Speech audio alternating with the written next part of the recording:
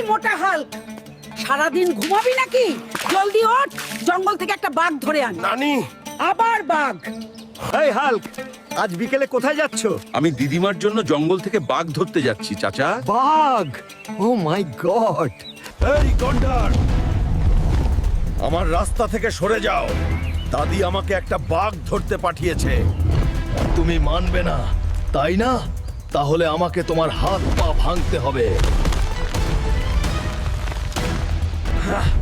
অবশেষে ভালুক পরাজিত হয়েছে।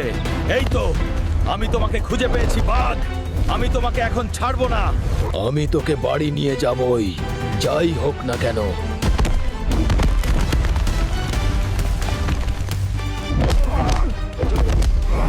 এবার বাড়ি যাই, দিদা খুব খুশি হবে। ও হাল্ক, তুমি সত্যই একটা বাঘ ধরেছো। দিদা,